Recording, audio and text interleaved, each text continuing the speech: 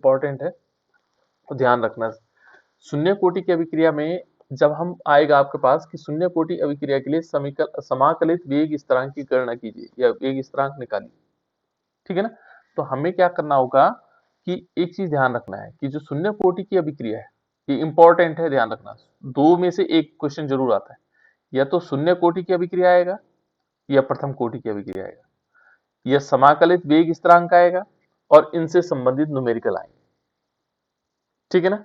इनसे संबंधित numerical compulsory है, इन वेग स्थिरांक निकालना जरूरी है, ठीक है ना। तो शून्य कोटि की अभिक्रिया देखते हैं। शून्य कोटि की अभिक्रिया में यदि हम देखेंगे तो पहली लाइन तो हमने ये लिखनी है, शून्य कोटि की अभिक्रिया का वेग स्थिरांक स्थिर रहता है, बस वेग स्थिर रहता है। जो शून्य कोटि की अभिक्रिया होगी उसमें क्या होगा, वेग स्थिर रहेगा, पहली लाइन। मैं सीधे वही बता रहा हूं कि कैसे हमने परीक्षाओं में लिखना है, ठीक है ना। तो शून्य कोटि क्या होगा बेटा, शून्य कोटि की अभिक्रिया का वेग स्थिर रहता है, पहली लाइन। दूसरे, अभिक्रिया में जो अभिकारक होंगे, अभिकारक की सांद्रता की घात शून्य होती है, जो अभिकारक होगा उसकी सांद्रता की घात क्या होगी, शून्य होगी। तो ये दो लाइन लिखने हैं, ठीक है बेटा दीक्षा, है ना। अब हमने क्या करना है, इसके बाद हम चलते हैं किस पर, जो आगे चलता है इसका प्रोसेस। आगे प्रोसेस क्या है कि जैसे आप लोगों ने देखा कि शून्य कोटि की अभिक्रिया के लिए वेग स्थिरांक की गणना करनी, तो नए पेज पे हम शुरू करते हैं। देखो यहां पर क्या होता है कि कोई भी अभिक्रिया में दो चीजें होती है, एक होता है अभिकारक। क्या क्या चीजें होती हैं, एक तो हमारे पास क्या होता है अभिकारक, जिसे आप लोग अच्छी तरह जानते हैं, अभिकारक, ठीक है ना। मान लीजिए हमने एक अभिकारक लिया, और एक होता है उत्पाद, जिसे हम प्रोडक्ट कहते हैं।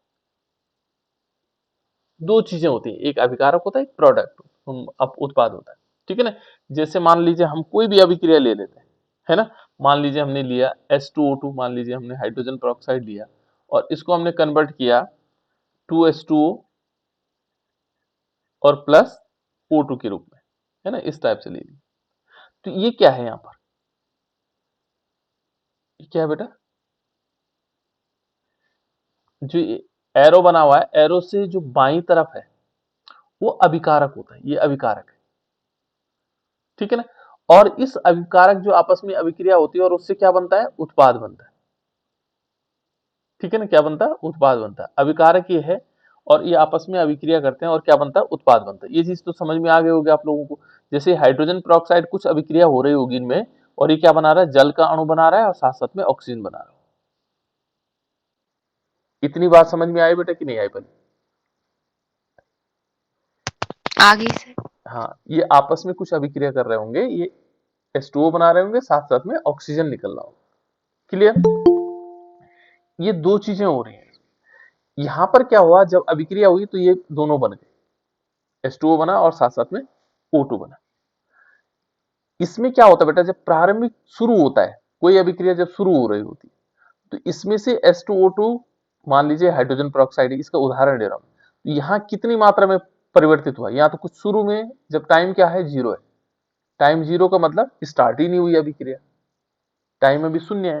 तो ऐसी दशा में यदि हम देखेंगे H2O2 यहाँ कितनी मात्रा में आएगा, शून्य मात्रा में आएगा, कुछ पता ही नहीं हमें, है ना। जितने मात्रा में ये था पूरा पूरा यही था।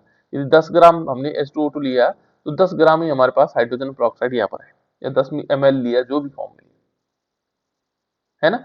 तो प्रारंभिक अवस्था में यहाँ कुछ नहीं बनेगा, लेकिन कुछ समय बाद, हो सकता है 1 मिनट बाद, 1 सेकंड बाद, कुछ मात्रा यहाँ से यहाँ चले जाए। ये है बेटे अभिकारक की प्रोसेस, कैसे कैसे वो अभिक्रिया कर रहा हो, इसको जानना चाह रहे हैं, है ना। तो प्रथम कोटि या शून्य कोटि की अभिक्रिया के लिए हमें वेग समीकरण कैसे निकालना है, ठीक है ना। तो हम क्या करेंगे, एक तरफ लेंगे अभिकारक, ये अभिकारक हमने लिया और ये हमारे पास उत्पाद है, प्रोडक्ट है, ठीक है ना। इसको पुनः एक बार शुरू से समझ लेते हैं कि किस प्रकार से होगा। हम यहाँ पर लेंगे एक अभिकारक लेंगे, हम निकाल रहे हैं शून्य कोटि के लिए वेग समीकरण निकाल रहे हैं, है ना। ये अभिकारक लिया और इसने क्या किया, उत्पाद का निर्माण किया। किसका निर्माण किया, उत्पाद का निर्माण किया। इस अभिकारक को देखो बेटा, अलग अलग जगहों पर अलग अलग चीजें लिखी जाती जैसे अभिकारक कहीं पर हमने यहाँ पर आर इसलिए लिखते हैं कि इसको रिएक्टेंट मान लेते हैं, कहीं पर ए लिखा जाता है। अलग अलग किताबें अलग अलग चीजें लिखेंगी, ठीक है ना, तो उसको चीजों को ध्यान में नहीं रखना। आर का मतलब रिएक्टेंट, या उसकी जगह ए ही रखोगे तो तब भी कोई फर्क नहीं पड़ेगा, ठीक है ना, आएगा वही, ठीक है ना।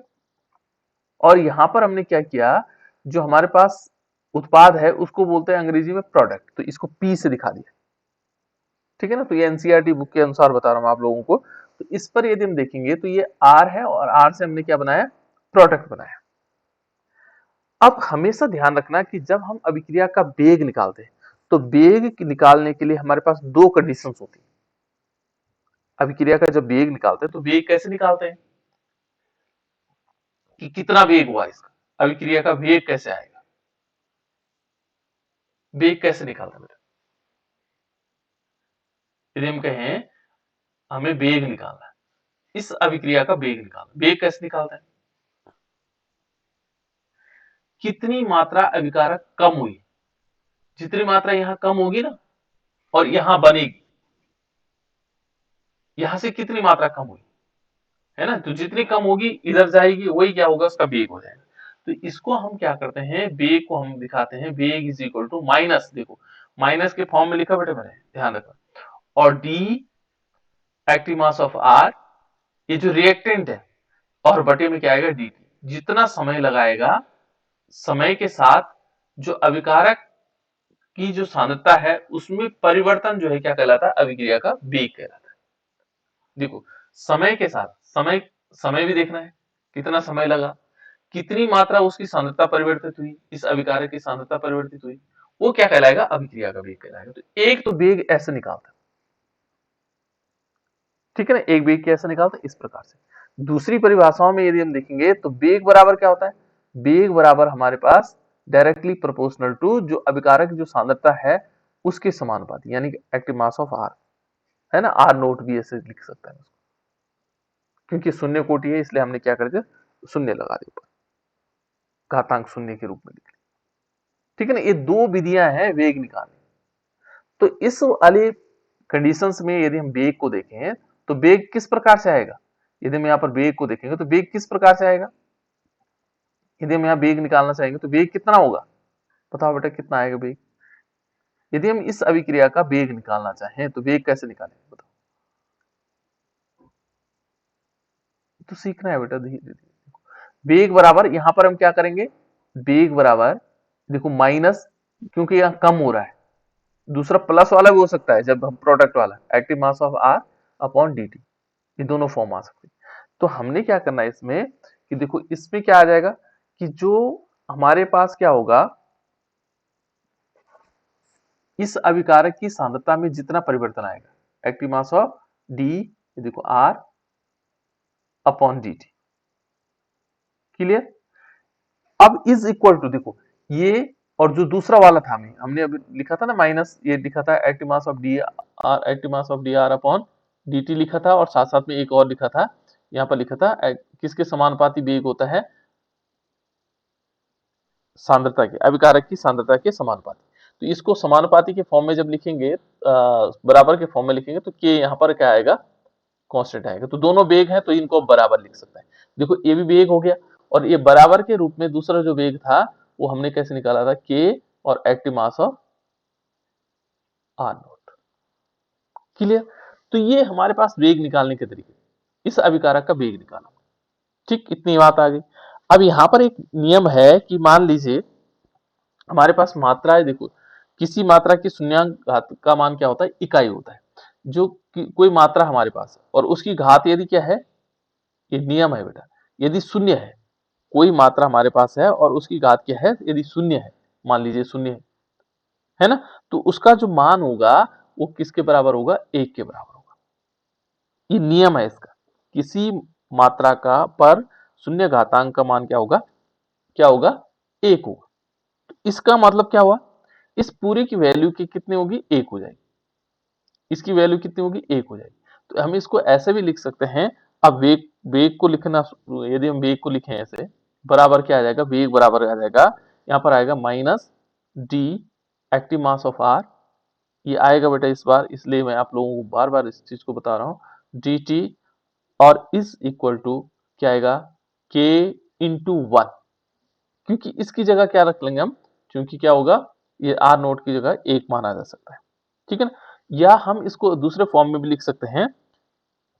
कैसे लिखा जा सकता है, देखो इस dt को यहां ले लें, इस dt को क्या ले लें, इस वाले के साथ ले लें, तो तब क्या आएगा माइनस d और एक्टिव मास ऑफ r, ठीक है ना, इज इक्वल टू और k dt।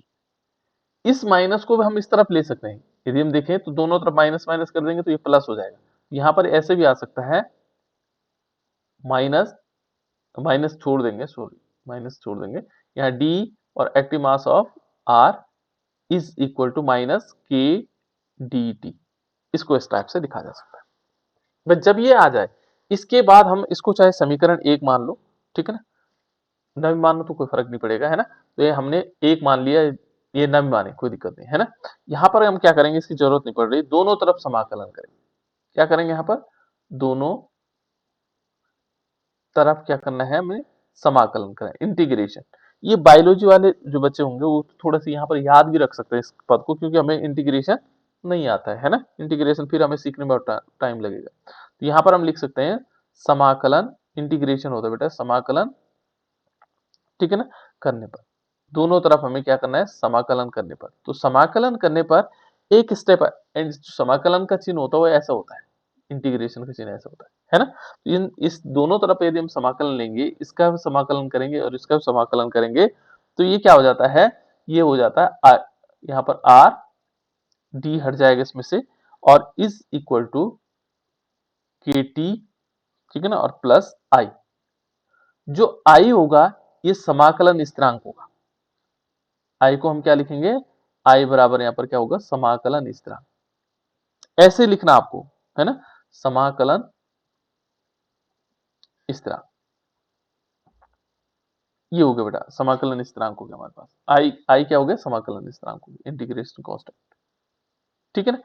इसके बाद हम क्या करेंगे, देखो इसमें मान रख सकते हैं कि यदि हम time is equal to zero ले, टाइम बराबर जीरो, है ना, तो टाइम बराबर जीरो पर जो अभिकारक की जो सांद्रता होती है, प्रारंभिक सांद्रता, है ना, जो आर थी, आर को हम दिखा सकते हैं, जो हमारे पास आर था वो क्या होगा, उसको हम दिखा सकते हैं आर इस टाइप से। जो प्रारंभिक सांद्रता को हमने क्या दिखाया कि मान लीजिए आर दिखा करके प्रारंभिक सांद्रता को आर नोट दिखाएं और टाइम को टी जीरो दिखाएं, तो ऐसी दशा में क्या होगा, यदि माना time is equal to zero दिखाएं और R active mass of R is equal to क्या दिखाएंगे हम, आर नोट इस टाइप से दिखाएं, तो ऐसी दशा में क्या होगा, इसकी वैल्यू क्या होगी, है ना। तो यहाँ पर ये इसकी वैल्यू यदि हम रखें तो क्या आएगा, इस वैल्यू को यदि हम इस वाले समीकरण में रख देते हैं, किस वाले समीकरण में, इस वाले समीकरण में, ठीक है ना, इस वाले समीकरण, चलो इसको समीकरण 1 रख लेते हैं ना, इस टाइप से, ठीक है ना। तो ये वैल्यू जो है समीकरण 1 में रखेंगे का मान, ठीक है ना, समीकरण 1 में रखते हैं का मान समीकरण 1 में रखने पर, ये आप लोगों के लिए इंपॉर्टेंट है ना। तो यहां पर जब हम समीकरण 1 में इसका मान रखेंगे तो किस प्रकार से हो जाएगा, इसकी जो वैल्यू होगी, यहां पर आर की जगह क्या आ जाएगा, आर नोट आ जाएगा। देखो आर इज इक्वल टू क्या आ जाएगा, आर नोट, ठीक है ना, आर नोट आ गया। देखो यहां पर टाइम बराबर का चिन्ह लगा है, फिर इसके बाद टी, टी का मान कितना रखना है, जीरो रखना है। तो जीरो रखेंगे तो इस पूरा का पूरा जीरो हो जाता है, जब भी किसी संख्या से जीरो का गुणा होता है तो शून्य हो जाता है ना। तो यहाँ पर ये तो शून्य हो गया पूरा, है ना, के साथ जीरो का गुणा हो जाएगा, सब जीरो हो जाएगा। और अब बचा क्या है यहाँ, प्लस आई, बस यही तो बचा इंटीग्रेशन, यानी कि हमारे पास एक नई चीज आ गई, और ये आई आर बराबर, आर नोट बराबर प्लस आई, है ना, और इसको समीकरण 2 मान लो।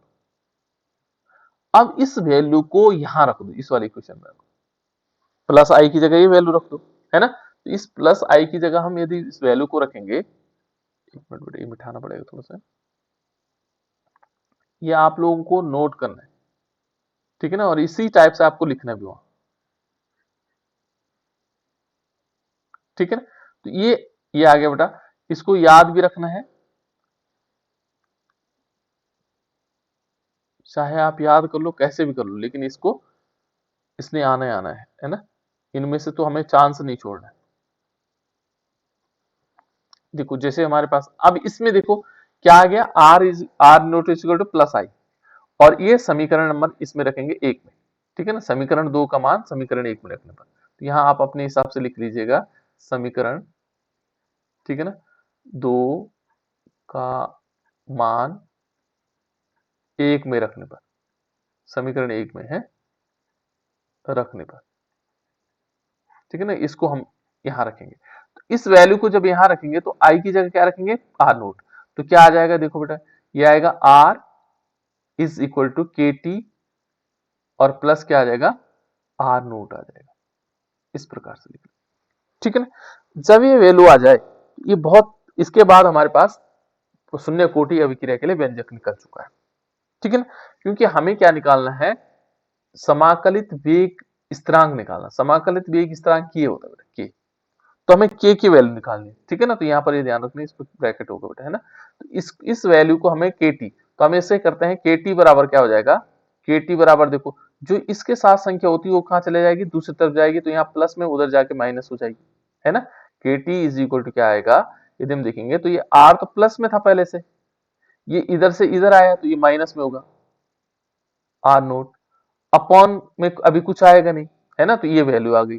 यहां पर हमें केवल के निकालना है, तो के इज इक्वल टू क्या आ जाएगा, यहां पर आएगा active mass of R minus R naught upon T.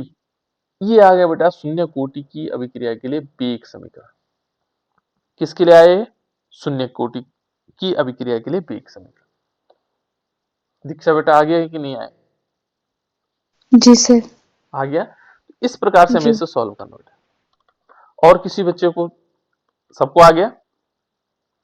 यहां पर अर्ध आयु काल भी निकाला जा सकता है, ध्यान रखना। जब हम अर्ध आयु काल निकालेंगे शून्य कोटि अभिक्रिया के लिए अर्ध आयु काल, देखो ये तो है किसके लिए, शून्य कोटि की अभिक्रिया के लिए समाकलित वेग स्थिरांक, ध्यान रखना समाकलित वेग स्थिरांक है।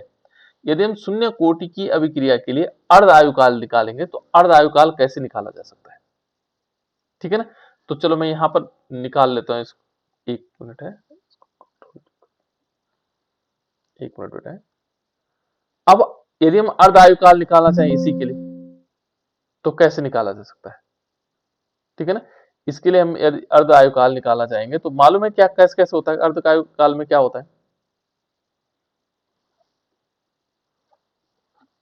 यदि हम यहाँ पर अर्ध आयु काल निकालना चाहेंगे तो क्या करना पड़ेगा हमें, बताओ बेटा, कोई बता सकता है।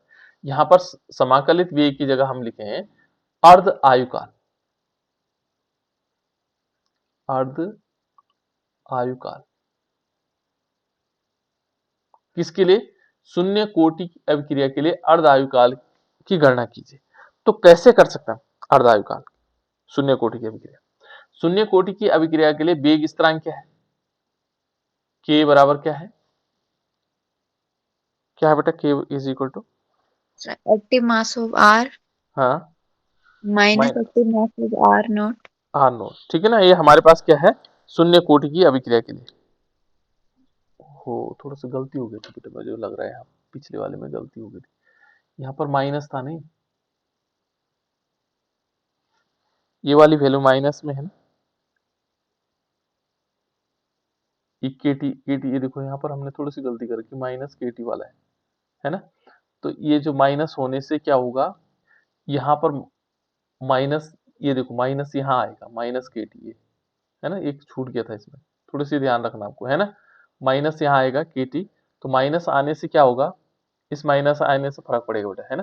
थोड़ी सी गड़बड़ियां हो गई थी, तो इसमें क्या होगा, देखो इस ये वाला स्टेप थोड़ा गड़बड़ हो गया, ठीक है ना। ये देखो आर, मैं बाद में दिख रहा हूँ उसको, आर ये है active mass of R is equal to minus K T plus ये आएगा ना एक्टिव मास ऑफ आर छूट गया था कहीं, ठीक है ना।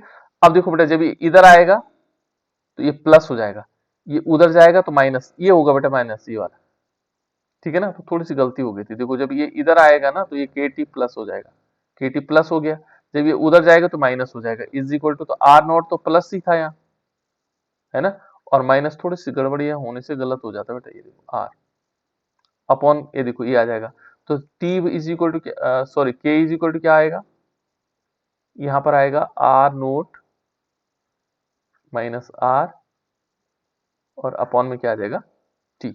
ये वाली वैल्यू होनी चाहिए। देखो बेटा उल्टा हो गया था थोड़ा सा, बस ये ध्यान रखना, इतने को हटा देना इसको से, है ना। तो अब आप स्क्रीनशॉट खींचना चाहो तो स्क्रीनशॉट खींच लेना, इसको हटा देना, ठीक है ना। यहाँ माइनस का चिन्ह है ना, ये माइनस का चिन्ह हम भूल गए थे इसलिए गड़बड़ हुआ, ठीक है। इसको कर लो, इसको स्क्रीनशॉट खींच लो, ठीक है ना, क्योंकि ये लिखना आप लोगों ने। अब देखो दूसरा नंबर है शून्य कोटि की अभिक्रिया। तो शून्य कोटि की अभिक्रिया के लिए हमारे पास देखेंगे तो वेग समाकलित स्थिरांक क्या है, यहां पर होगा आर नोट माइनस आर, ठीक है ना, और बटे में क्या है टी। ये हमारे पास शून्य कोटि के लिए समाकलित वेग स्थिरांक है, ठीक है ना। और इसी से हमें क्या निकालना है, अर्ध आयुकाल निकालना है। और अर्ध आयुकाल क्या होता है कि कोई माना हमारे पास कोई वस्तु है, कोई पदार्थ है, जितने समय में वो अपने को आधा कर लेता है वो उसका अर्ध आयुकाल कहलाता है, ठीक है ना। जितने समय में वो क्या करता है, वो पदार्थ अपने को आधा खत्म कर लेता है, वो क्या कहलाता है, उसका अर्ध आयुकाल कहलाता है, ठीक है ना। यहां पर यदि हम देखेंगे टाइम बराबर क्या होगा, टाइम को टी को हम क्या लिखेंगे, अर्ध आयुकाल के लिए टी हाफ लिखेंगे, ठीक है ना। इसको क्या लिखेंगे, T half. Time is equal to क्या होगा, टी हाफ, क्योंकि अर्ध आयुकाल के लिए टाइम क्या होगा, टी हाफ होगा, ये अर्ध आयु होगी, ठीक है ना। दूसरा क्या होगा, जो हमारे पास क्या होगा, जो प्रारंभिक मात्रा, जो शुरू शुरू में हमने प्रारंभिक मात्रा आर देखी थी, तो आर बराबर क्या होगा, जो आर बराबर होगा वो होगा बेटा आर जो प्रारंभिक मात्रा है उसका आधा, जो अर्ध आयुकाल के लिए हम यदि निकालेंगे तो क्या होगा कि जैसे मान लीजिए हमारे पास कोई प्रारंभिक मात्रा थी, उसकी आधा रहने का जो समय होगा वो क्या कहलाएगा, उसका अर्ध आयुकाल कहलाएगा। ये तो हुआ अर्ध आयुकाल में। तो आर बराबर क्या होगा, आर नॉट बाई टू। ये दो वैल्यू है हमारे पास, इन दो वैल्यू को यहां रख लेंगे तो हमारे पास क्या आएगा, किसकी वैल्यू आ जाएगी, टी हाफ की वैल्यू आ सकती है। देखो कैसे, हम क्या करेंगे के, तो के इज इक्वल टू क्या आएगा, ये तो आर नोट ही है, ये तो आर नोट है ना, इन दोनों मानों को माइनस क्या आएगा, यहां पर आएगा आर नोट और बाई क्या आएगा दो, इस आर की जगह हमने ये रख लेना है और बटे में क्या कर देना है, टी हाफ, ठीक है ना। तो इस प्रकार से दोनों चीजें आ, अब हम इसको सॉल्व करेंगे बेटा, तो किस प्रकार से हो सकता है, यहां से जब हम इसको घटाते हैं तो दो यहां का गुणा करते हैं, जैसे कोई समीकरण सॉल्व करते हैं तो समीकरण को कैसे सॉल्व किया जाता है, जैसे आर नोट है और minus R naught by two है ना, टू है, तो इसको हम दो बराबर करते हैं, दो का गुणा यहाँ कर लेते हैं तो ऊपर भी दो का गुणा करना पड़ेगा क्योंकि एक बटे है ना, तो यानी कि टू यहाँ पर क्या आएगा आर नोट, ठीक है ना, माइनस क्या आ जाएगा आर नोट और बटे टू। तो देखो दो में से एक चला जाएगा तो कितना बचेगा, एक ही तो बचेगा, तो आर नोट बाई टू बचेगा, यही यहाँ पर बचेगा, ठीक है ना। इसको पूरा सॉल्व करने के बाद क्या बचेगा हमारे पास, आर नोट बाई टू बचेगा, यानी कि इसको सॉल्व करेंगे तो ये बचेगा, ऊपर वाला आएगा R naught by two upon T half. तो इसको हम सीधे इसके साथ भी लिख सकते हैं बेटा, ठीक है ना, यानी कि कैसे लिख सकते हैं, आर नोट और यहां आएगा टू टी हाफ, है ना। तो k इज इक्वल टू कितना आ गया हमारे पास, k इज इक्वल टू आया आर नोट और बाई क्या आया टू टी हाफ। इस टी हाफ को हमें अर्धायुकाल चाहिए तो टी हाफ को यहां ले लेंगे और इस k को यहां ले लेंगे, तो यानी कि जो हमारे पास होगा टी जो अर्धायु होगा बराबर कितना आएगा, आर नोट बटे में कितना आ जाएगा टू के। ये है बेटा इसका शून्य कोटि की अभिक्रिया के लिए अर्धायुकाल। बस सिंपल है, कहीं कोई ज्यादा परेशान होने की जरूरत भी नहीं इसमें, ठीक है ना। अर्धायुकाल हम ऐसे ढंग से निकाल सकते हैं। क्लियर, इतनी बात समझ में आ गई बेटा, ये तो जी था। सर। हाँ तो इसका चाहो तो हम स्क्रीनशॉट खींच सकते हैं, है ना, स्क्रीनशॉट खींच लो, ये याद रखना है क्योंकि इससे रिलेटेड न्यूमेरिकल्स भी आते हैं, ठीक है ना। तो इस टाइप से हमारे पास क्या आएंगे, इसके न्यूमेरिकल भी आएंगे। चलो अब दूसरा बता देते हो, पहले प्रथम कोटि की अभिक्रिया वाला बता देते हो क्योंकि प्रथम कोटि की अभिक्रिया और उसके बाद न्यूमेरिकल करते हैं, ठीक है ना। ये तो था बेटा शून्य कोटि की अभिक्रिया। अब हम प्रथम कोटि की अभिक्रिया के लिए देखते हैं कि प्रथम कोटि की अभिक्रिया के लिए वेग स्थिरांक कैसे निकाला जा सकता है, ठीक है ना। जो ये तो शून्य कोटि के लिए हमने निकाला, अब किसके लिए निकाला हमने, प्रथम कोटि की अभिक्रिया के लिए, फर्स्ट ऑर्डर रिएक्शन। तो फर्स्ट ऑर्डर रिएक्शन में क्या होगा, प्रथम कोटि की अभिक्रिया के लिए वेग स्थिरांक किस प्रकार से निकाला जा सकता है।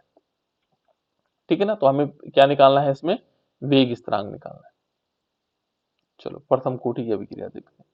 तो प्रथम कोटि की अभिक्रिया के लिए वेग स्थिरांक किस प्रकार से आएगा, इससे रिलेटेड न्यूमेरिकल भी है। ब्लैंक नहीं है कोई,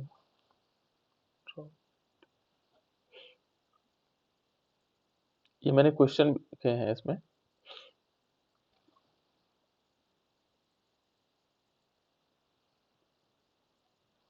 यहाँ लिखा होगा नहीं, चलो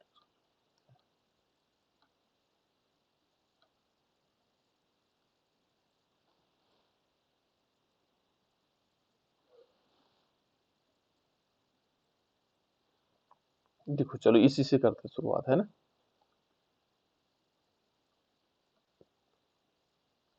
देखो बेटे, ये हमारे पास यदि हम देखेंगे प्रथम कोटि की अभिक्रिया, हमने करना क्या है, देखो शून्य कोटि की अभिक्रिया थी, प्रथम कोटि की अभिक्रिया में यहाँ पर यदि हम देखेंगे तो प्रथम कोटि की अभिक्रियाओं में अभिक्रिया वेग अभिकारक की सांद्रता की प्रथम घातांक, ध्यान रखना प्रथम घातांक के समानुपाती होता है।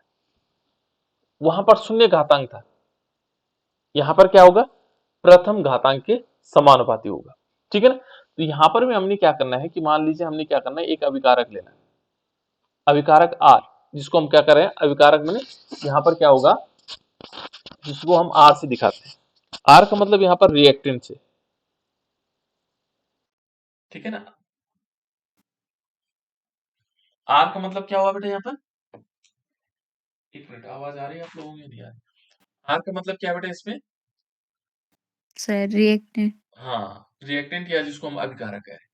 और इसके बाद यदि हम इसको देखेंगे तो ये प्रोडक्ट में कन्वर्ट होता है ना, अभिकारक। यदि हम इसका वेग स्थिरांक निकालेंगे तो वेग हमें निकालना कैसे, अभिकारक में जितनी कमी आ जाए, अभिकारक पदार्थ की सांद्रता में जितनी कमी आएगी वो क्या कहलाएगा, उसका वेग कहलाएगा।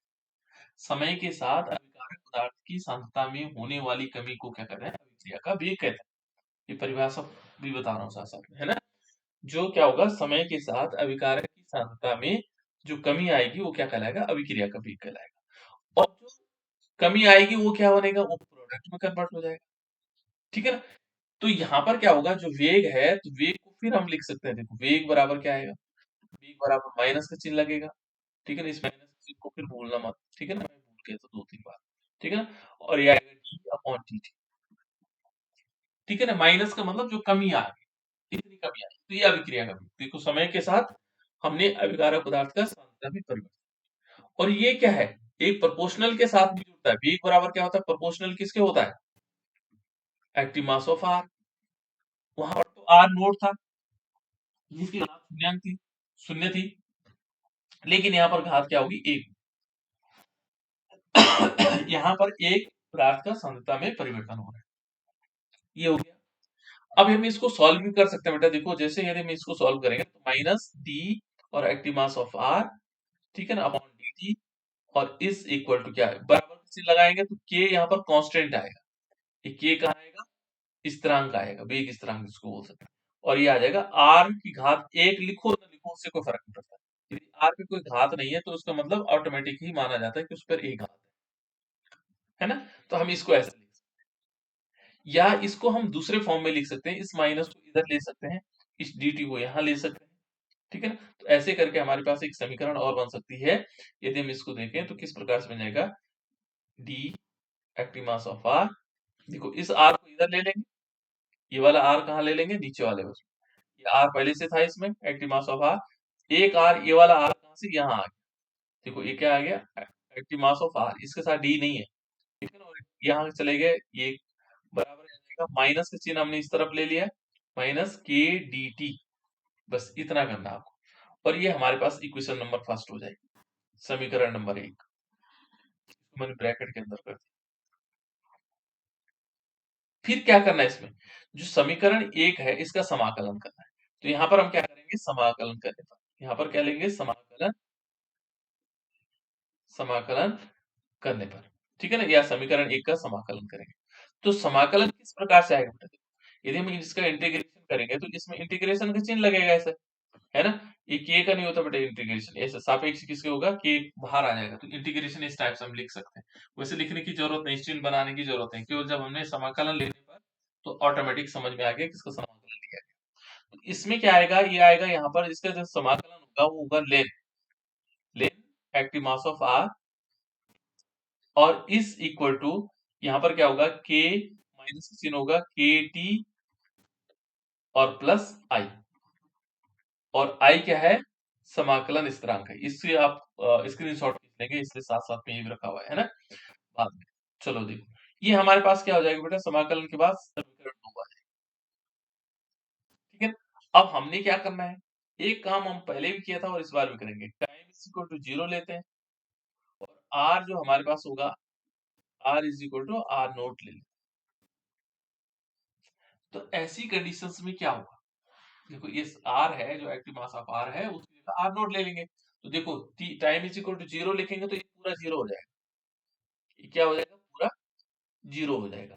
और जो यहाँ पर क्या होगा, टाइम 0 आ गया, पूरा 0 हो गया, और आर की जगह हमने क्या लेना, आर नोट। यहाँ क्या आ जाएगा, लेन, ये आएगा आर नोट, इसकी जगह हमने क्या ले लिया, आर नोट, और इज इक्वल टू, ये तो पूरा 0 हो गया, तो क्या हो जाएगा, प्लस आई के बराबर। तो प्लस आई की जगह हम क्या रख सकते हैं, ये वाली वैल्यू रख सकते हैं। देखो इस वाली वैल्यू को हम क्या कर सकते हैं, समीकरण 3 मान लो इसको, है ना? इस समीकरण 3 का मान समीकरण नंबर 2 में रखेंगे, ठीक है ना? तो समीकरण 2 में रखने पर क्या होगा, इसकी जगह आई की जगह क्या रख लेंगे, ये रख लेंगे, तो समीकरण एक नेक्स्ट बन जाएगा हमारे पास। लेन, ये 3 प्रकार से आता है बेटा, ध्यान रखना। लेन active mass of R naught, ठीक है ना, सॉरी इसकी जगह रखना था, थोड़ा गड़बड़ हो गई, एक मिनट है, ये आर नोट नहीं होना था, क्योंकि हम क्या कर रहे हैं, समीकरण कौन सी वैल्यू रख रहे हैं, 3 वाली वैल्यू रख रहे हैं इसमें, ये आई की जगह रखना आर नोट, है ना, ये तो आर ही था, और इज इक्वल टू, यहाँ पर माइनस के टी और प्लस आई की जगह क्या रखना है, लेन, और आर रख लेंगे, आर नोट। ये वैल्यू देखो, आर नोट की वैल्यू हमने इसमें रख ली, इसको हम समीकरण नंबर 4 में लिख सकते हैं, ठीक है ना? जब ये वैल्यू हमारे पास आ जाए, ठीक है ना, जब ये वाली वैल्यू आ जाए, यानी कि आर जो active ln active mass of R is equal to इतना आ जाए, तो इस वैल्यू को देखो, इस वैल्यू को यदि सॉल्व, क्योंकि हमने क्या निकालना है, अभी हम निकाल रहे हैं पहला वाला मेथड से। देखो के सिद्ध करने के लिए आता है बेटा, के इज इक्वल टू 2.303 और अपॉन टी, और यहाँ आएगा लॉग बेस 10, और यहाँ आएगा active mass of R naught upon R. इसको सिद्ध करने के लिए आता है कि सिद्ध कीजिए कि इस प्रकार भी इस तरह सिद्ध कीजिए। सिंपल वाला भी आएगा तो तब आप लोगों को, यदि उसे प्रथम कोटि के लिए वेग समीकरण की गणना कीजिए, तो तब आपको यही तक करना है, यही वाला करना है, यही तक नहीं बल्कि ये वाला करना है, ठीक है ना? और यदि ये पूछे तो अलग 3 टाइप से आएगा बेटा, ध्यान रखना। तो पहले देखो इस टाइप से हो गया, दूसरी कंडीशन में क्या होगा, जब हमारे पास ये वैल्यू आ जाए, तो इस वैल्यू में जब हमारी ये वैल्यू आ जाएगी, तो इस वैल्यू को हम क्या लिखेंगे, देखो यहाँ पर तो एक्टिव मास ऑफ आर है ना, माइनस के टी है, और लेन आ रहा है, इसको हम के टी के, हमें तो वेग स्थिरांक ज्ञात करना है, ये वाला ज्ञात करना है, ये के ज्ञात करना है, तो इस के को अलग करने की कोशिश करो। अलग कैसे होगा, देखो इसको हम इधर ला सकते हैं, जब इसको इधर लाएंगे तो ये क्या है, इधर माइनस में है, इधर आकर प्लस हो जाएगा, यानी कि ये क्या आएगा, के टी हो गया, है ना? ये लिन आर है, ये इधर प्लस है, उधर जाके क्या हो जाएगा, माइनस हो जाएगा, तो ये क्या आ जाएगा, देखो लिन आर तो हमारे पास आ ही गया, देखो लिन, ये आर नोट है, ठीक है बेटा, ये लिन आर नोट, देखो ये प्लस में है वैल्यू, और उधर से जब ये आर आया तो ये क्या हो गया, ये वैल्यू किस में आ गई, लेन एक्टिव मास ऑफ आर, ये माइनस में वैल्यू आ गई, ठीक है ना, ये किस में वैल्यू आई, माइनस में। तो अब हम इसको कैसे लिख सकते हैं, देखो जो माइनस में वैल्यू होती है वो नीचे आ जाती है, तो यहाँ पर के टी इज इक्वल टू हम ऐसे लिख सकते हैं, लेन, और ये आर नोट तो ऊपर ही रहेगा, और इसके बटे में क्या आएगा बेटा, आर आ जाएगा, एक्टिव मास ऑफ आर, ये आ जाएगा, ठीक है ना? अब हम इस वैल्यू को यदि देखें तो हमें तो k चाहिए। k इज इक्वल टू क्या आएगा, ये आएगा 1/t, तो यहाँ लिन आएगा, और ये आएगा active mass of r naught upon, यहाँ पर क्या आएगा, एक्टिव मास ऑफ r। ठीक है ना, ये माइनस का चिन्ह हमने पहले कर लिया, यहाँ पर बाद में करेंगे वो अलग चीज है ना। तो ये वैल्यू ये वैल्यू ही हमारे पास आंसर समझ लो। बस केवल जब हम क्या लेंगे यहाँ पर बेस log 10 लेंगे, तो log 10 में क्या आएगा, k इज इक्वल टू, सीधे देखो k इज इक्वल टू 2.303 है ना, और यहाँ आएगा t, और यहाँ क्या आएगा log 10, अब log हो जाएगा log 10, और ये आएगा active mass of r naught upon r, active mass of r। ये वैल्यू हमारे पास आ गई, सीधे हमने एक ही राउंड में कर लिया। ठीक है, इस प्रकार से देखेंगे तो ये वैल्यू देखो एक्टिव मास ऑफ आर। यहाँ पर क्योंकि माइनस का चिन्ह था, तो माइनस का चिन्ह हटाने के कारण वो इस टाइप से उल्टा करना पड़ा उनको। ठीक है ना, हमने यहीं पर कंप्लीट कर दिया था। तो इस टाइप से देखो माइनस का चिन्ह है, जैसे माइनस का चिन्ह हटाएंगे तो ये आर ऊपर चले जाएगा, आर नोट, और ये आर नीचे आ जाएगा, है ना। तो आप चाहो तो इसका स्क्रीनशॉट भी खींच सकते हो। ठीक है, पर ये दो पार्ट में होगा। कितने पार्ट में होगा, दो पार्ट में, है ना। एक स्क्रीनशॉट इसका खींच लो, और एक स्क्रीनशॉट इसका खींच लो, दोनों पार्ट है। ये तो था बेटा जब हमें ये वाला सिद्ध करना। अभी दूसरा भी है इसमें सिद्ध करने के लिए। दूसरा कौन सा है, हो गया। दूसरा ऐसा आता है कभी कभी कि सिद्ध कीजिए कि प्रथम कोटि की अभिक्रिया के लिए, सिद्ध कीजिए कि प्रथम कोटि की अभिक्रिया के लिए वेग स्थिरांक की गणना, वेग स्थिरांक की गणना कीजिए। तो वेग स्थिरांक की गणना किस प्रकार से होगी, देखो दूसरा टाइप ये इस प्रकार से आएगा, आएगा प्रथम कोटि की अभिक्रिया के लिए, है ना। यहाँ पर थोड़ी सी अंतर क्या है, क्योंकि पूछा गया है एक दो बार, तो k इज इक्वल टू, जो k की वैल्यू होगी यहाँ पर आएगा 1, देखो 1 अपॉन क्या आएगा, t2 माइनस t1, और लेन ये फिर क्या आएगा, r1 अपॉन r2, इस टाइप से आएगा। इस वैल्यू को हमें सिद्ध करना है, तो कैसे सिद्ध करेंगे, ये कैसे प्राप्त किया जा सकता है। करना तो वही है काम हमें, थोड़ी सी अंतर है बस, और कुछ नहीं। देखो जो हमारे पास क्या होगा बेटा, यहाँ हमने लिया, ठीक है ना, ये किस में कन्वर्ट हुआ, प्रोडक्ट में।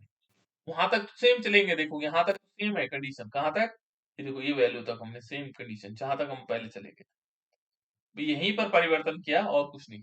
ठीक है ना, जहां तक हमने आर नोट ये निकाला था ना, के इज इक्वल टू, बस जहां वैल्यू रखी थी लॉग की, वहां से आगे बढ़ना है। देखो ये जो वैल्यू है, देखो एक बार फिर रिवीजन भी हो जाएगा।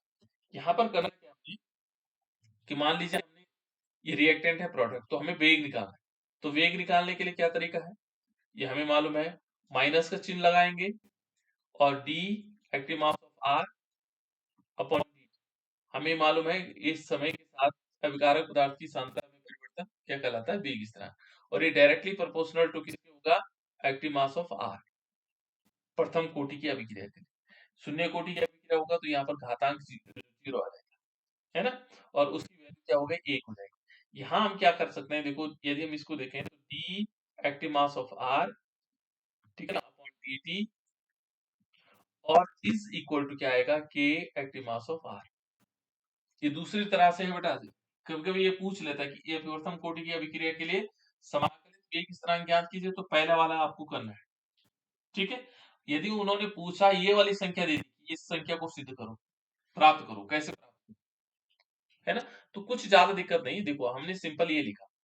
ठीक है, अब हम क्या करेंगे, यहाँ पर इस आर को एक साइड ले लेंगे, और ये डी जो डी टी है इसको इस साइड ले लेंगे। तो यहाँ पर हम ऐसे कर सकते हैं कि डी और active mass of R upon क्या आएगा, एक्टिव मास ऑफ आर, और is equal to minus K D T, ये माइनस का चिन्ह हमने इस तरफ ले लिया।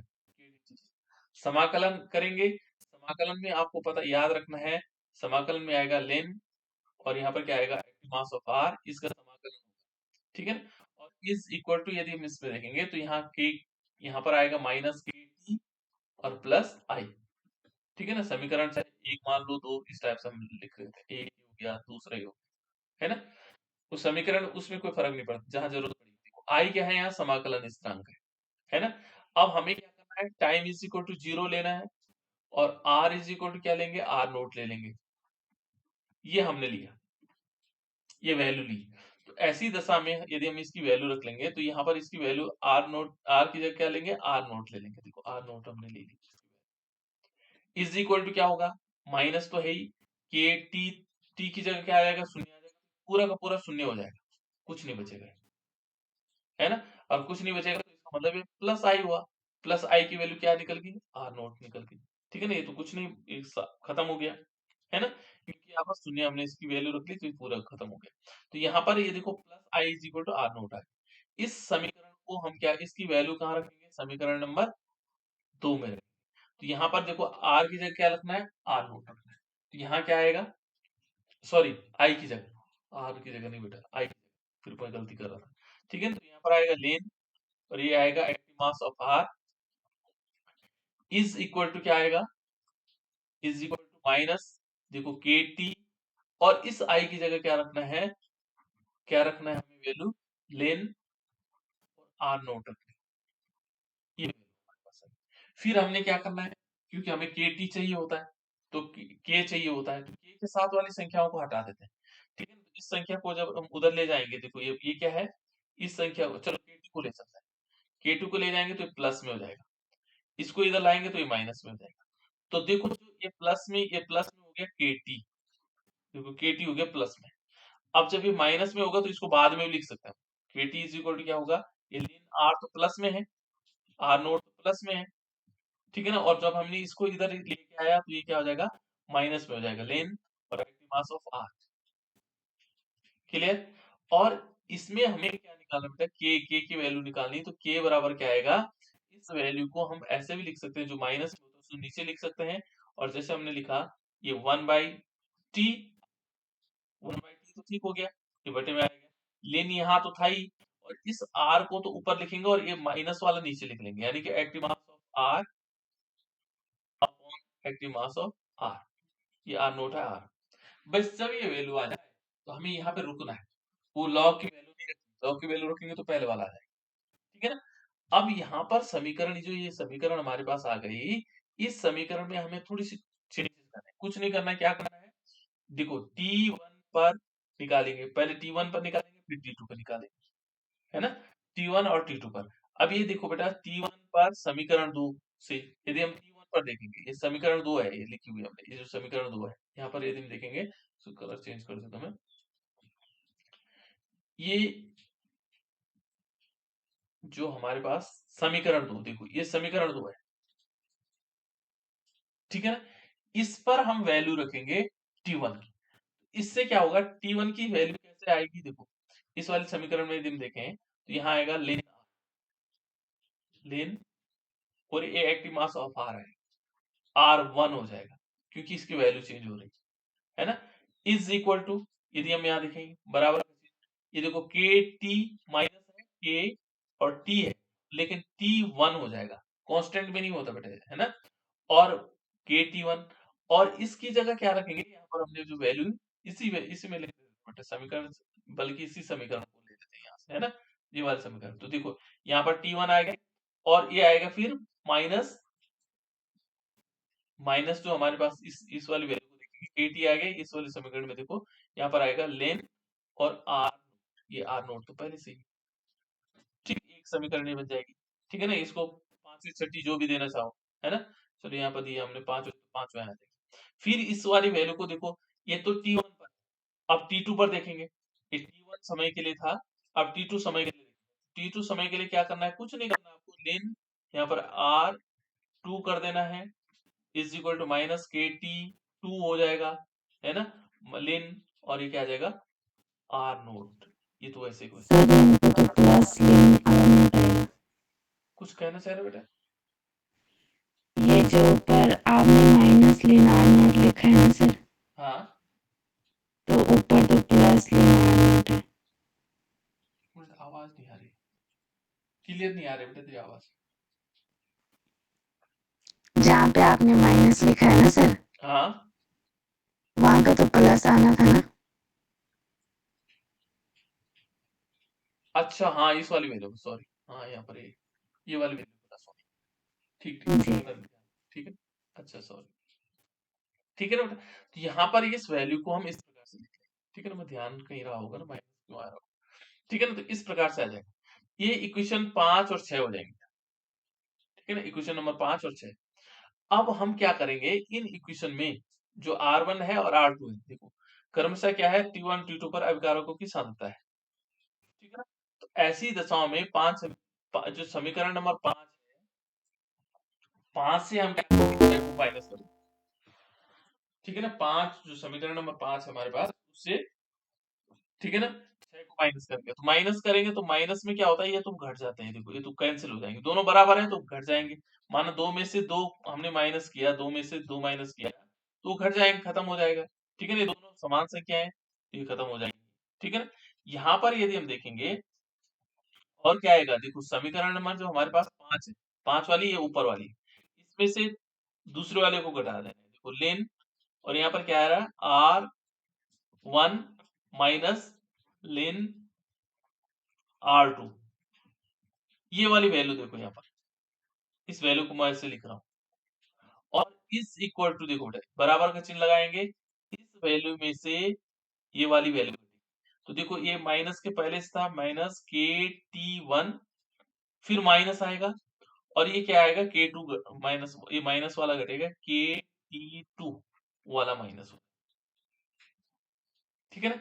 ये वैल्यू घटेगी, घटने के बाद ये वैल्यू, जैसे घटा ना, तो घटने के बाद ये वाली वैल्यू आ जाएगी, किस प्रकार से आएगा, देखो यहाँ पर हमें निकालना है, हमें तो क्या चाहिए, क्या की वैल्यू चाहिए, तो इसमें देखो बेटा, इसमें माइनस की जो वैल्यू होती है वो हमेशा नीचे आती है, देखो यदि हम इसमें देखेंगे तो ये आया लेन, और ये R1 क्या है, ये प्लस में है, और अपॉन में क्या आ जाएगा, देखो ये R2 की जगह जो नीचे है, ये R2 यहाँ पर नीचे की तरफ आ जाएगा, क्योंकि माइनस में है ना, तो इसलिए R2 नीचे लिखा, इज इक्वल टू, देखो इसमें से K को कांस्टेंट ले, ठीक है ना, जिसको हम बोलते हैं कॉमन, इस K को जैसे चिन्ह खुलेगा तो ये माइनस का चिन्ह बाहर है तो अंदर का चिन्ह प्लस हो जाता है, तो ये पहले इसको खोल के देख लेते हैं, तो यहाँ पर क्या आएगा, KT1 और प्लस KT2 हो जाएगा, है ना, तो K तो दोनों में कॉमन है, इसको बाहर, ठीक है ना, तो यहाँ पर क्या आएगा, K बाहर आ गया, ठीक है ना, माइनस की वैल्यू है, और देखो बेटा इसमें क्या आएगा, T1 minus T1 plus T2, ऐसा आ रहा है, जबकि ऐसा होना नहीं चाहिए, देखो T1 माइनस T2 आएगा, है ना, लेकिन इसमें वैल्यू थोड़ा सा गड़बड़ हो गई, है ना, उल्टा आना चाहिए, देखो कैसे, देखो ये माइनस का चिन्ह है, जब इस माइनस के चिन्ह को हटाएंगे हम यहाँ से, तो ये क्या हो जाएगा, ये जो माइनस के चिन्ह हटाएंगे तो ये वैल्यू प्लस में आ जाएगी, यानी कि K, और यहाँ आएगा T2 minus T1, T2 minus T1 हो जाएगा, भाई यही अंतर है बेटा, इसमें वैल्यू हमारे पास यहाँ से आ जाएगी, तो ये नेक्स्ट पार्ट इसका ही होगा, देखो लेन R1 अपॉन R2, और यहाँ K प्लस में वैल्यू आ गई T2 माइनस T1, और इस वैल्यू को हमें तो निकालना K की वैल्यू, ये जब इक्वेशन ये वाली हमें प्राप्त हो जाए तो हमें तो K की वैल्यू चाहिए, तो K इज इक्वल टू क्या कर लेंगे, K बराबर, देखो ये कहाँ आ जाएगा, बटे में यहाँ आ जाएगा, है ना, तो K इज इक्वल टू क्या आ सकता है, 1 बटे, और T2 माइनस T1 आ जाएगा, और लेन, तो यहाँ क्या आएगा, active mass of R1 upon R2, इस प्रकार से वैल्यू, तो ये सेकंड टाइप से, किससे था ये, सेकंड प्रकार से, दूसरे प्रकार से।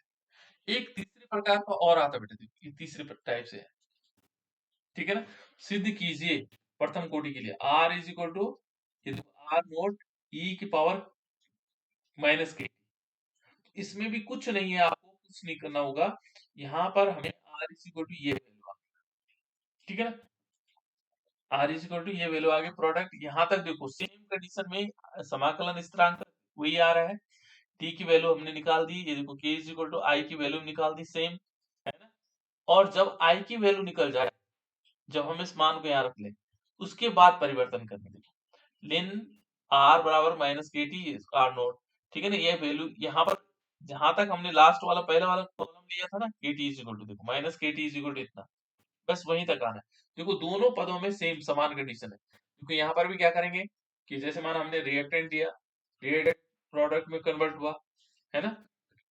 उसके बाद हमने वेग स्थिरांक निकाला, तो वेग बराबर क्या आ जाएगा, minus D active mass of R upon D T, है ना, is directly proportional to R naught R. ठीक है ना, यहाँ पर हम इसकी वैल्यू निकाल लेंगे, तो क्या होगा, D active mass of R upon D T. ठीक है ना, और इज इक्वल टू, देखो ये माइनस की वैल्यू है ना, इज इक्वल टू क्या आ जाएगा, के सो बार।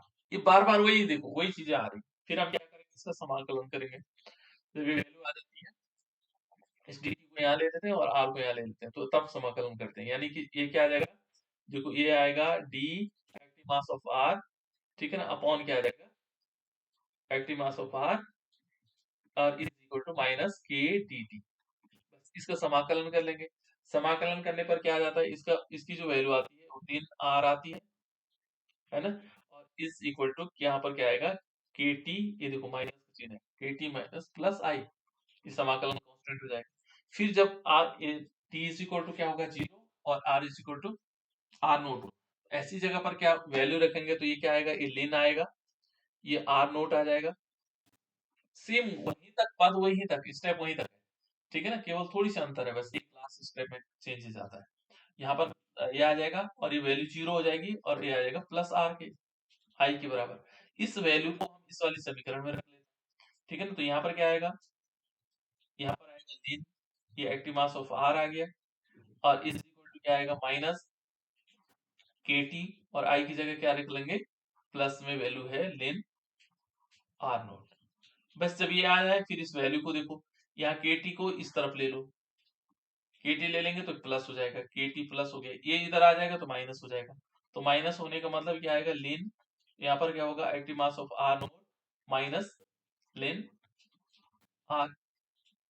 ठीक है ना, जब ये वैल्यू आ जाए, इस प्रकार से आ जाए, तो इसको हम क्या लिख सकते हैं, के इज इक्वल टू क्या आएगा, के इज इक्वल टू आएगा 1/t। ये इसको 1/t न लेकर के हम ऐसे कर सकते सीधे, कैसे, के टी इज इक्वल टू, यहाँ आएगा लेन, और ये ऊपर है आर नोट, ये तो ऊपर ही रहेगा, है ना, ये प्लस में वैल्यू है, और ये आएगा एक्टिव मास ऑफ आर। इस टाइप से वैल्यू आ जाएगी। जब ये वैल्यू आ जाए, देखो यहाँ पर ये वैल्यू आ गई, के टी इज इक्वल टू, ये आ गया, है ना। यहाँ माइनस हमने पहले कर रखा है, क्योंकि माइनस इसमें माइनस लगा हुआ है, तो यहाँ आर नोट नीचे है, देखो यहाँ माइनस लगा हुआ है तो आर नोट नीचे, हमने प्लस कर रखा है तो आर नोट ऊपर है, उससे कोई फर्क नहीं बेटा, है ना, उसमें गड़बड़ी नहीं है। अब इसमें क्या करेंगे, दोनों तरफ क्या लेंगे, एंटी लॉग ले लेंगे, दोनों तरफ क्या करना है, एंटी लॉग, बस ये इस पर हम क्या करना है, एंटी लॉग लेना है, और एंटी लॉग में सीधे याद रखना है, कुछ नहीं होता है, यानी कि आर बराबर क्या आएगा, आर नोट, और सीधे क्या करना है, नोट की पावर, यहाँ पर ई की पावर माइनस के टी, बस ये कर देना सीधे। यहाँ तक स्टेप सेम है, यहाँ तक सब में स्टेप सेम, ठीक है ना। इसके बाद यहाँ से आगे बढ़ना है। अब ये तो तीनों स्टेप हो गए बेटा, लेकिन हमने क्या करना है, इससे संबंधित न्यूमेरिकल, न्यूमेरिकल बहुत आता है इससे, ये ध्यान रखना, इस चैप्टर में न्यूमेरिकल बहुत इंपॉर्टेंट है, तो हमें न्यूमेरिकल भी करना है, ठीक है ना। देखूंगे यदि शाम को ये अपलोड हो पाया तो इनको